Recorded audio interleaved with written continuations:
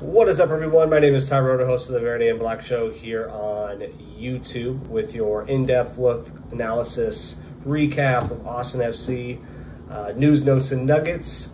Last night, that tough defeat to Pachuca 4-1. I know if you were not at the game, you were unable to watch as well as follow along. I believe the only way you could really keep up was either from individuals who were at the game or a Twitter recap. So yeah, I was there. If you weren't there, believe me, you didn't miss out on much.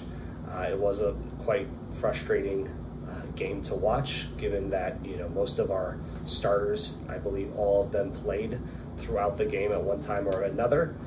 The only interesting starting lineup adjustment was Gite up top. I think it was good to give him some minutes, as well as Driussi not in there, and instead Felipe was the centerpiece in the midfield. But yeah, just kind of overall, I didn't really expect the type of lineup that we provided, given that we're in the midst of an MLS season. I thought some younger guys would see minutes. Kip Keller was in there with Cascante to start. And Pachuca took it to us, man. I mean, you know, they were polished, they were crisp when it came to passing, when it came to finishing.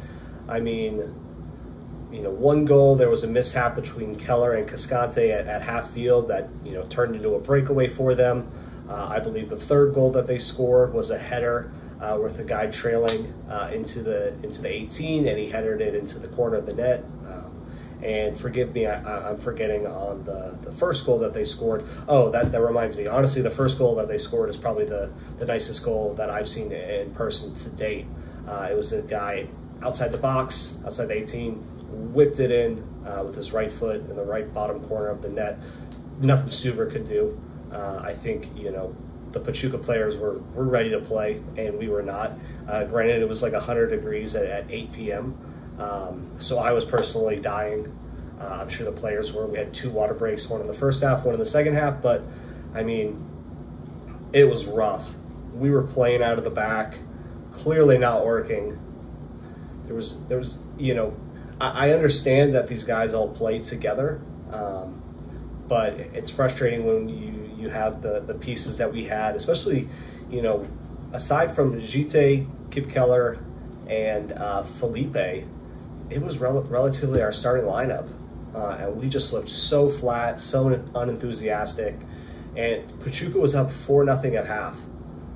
I went down to get a drink when it was 3-0, just because I was frustrated, and I come back and, you know, halftime, and we're down an additional goal. The atmosphere, you know, was all right. There weren't a ton of people. Towards the end of the game, they said it was, you know, a sellout, and, you know, blatant lying by Austin FC, because that was not a sellout by any means. So I don't know why they showed that. You know, a lot of us looked around at each other like, it's definitely not a sellout. So I don't know why we're saying that. So I thought that was kind of tacky. It was really cool though at the beginning of the game. You know, one gal sang the Mexican national anthem and the U.S. national anthem back to back. She started with the Mexican national anthem and then moved into the U.S. national anthem, and she killed it. I mean, personally, you know, I've heard the Mexican national anthem a couple of times, but I don't think ever live, just because, you know, you go to sporting events in the U.S., it's typically, you know, you'll hear the U.S. and then sometimes you'll get the Canadian national anthem, but she killed it. I mean, her voice, I don't know who it is. I need to look her up, but it was incredible to hear that. And I could tell, you know, the Pachuca fans, at least those in attendance, it was meaningful to them, and I thought that was a really cool moment to hear at Q2. Given that, you know, in MLS, there's no more Mexican sides; it's just U.S. and Canadian sides. But going back to the game, so we go into half. Josh Wolf basically does a full line change with Driussi coming in, Gabrielson and Romagna for the first time, Danny Hosen coming in, Fagundes staying in with Driussi. You know, and Driussi got a penalty kick in the 47th minute. that he tucked away quite nicely, and so that brought the stadium to life. It was exciting there. You know, we're down 4-1, but it's just the start of the second half. Maybe we can get a couple more, make this thing interesting. It was also really cool to see Charlie Asensio come in. He made his debut for the club last night. To be honest, he looked up to par. You know, I didn't really know what to expect, and to be honest, I hadn't heard much about him, but he fit in quite well, a lot better than some of the other outside backs have looked. Redes, you know, looked unenthusiastic as well.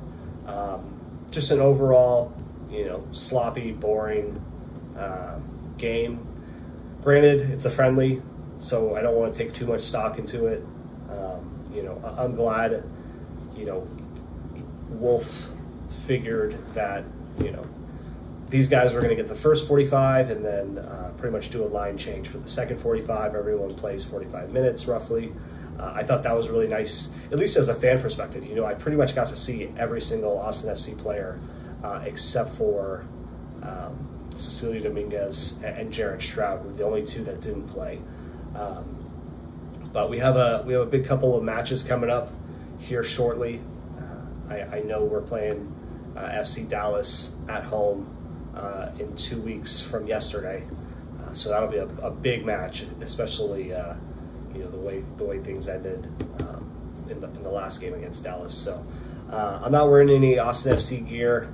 You know, after last night, they're all in the wash, but I am repping my Texas Longhorns. Got a big game today.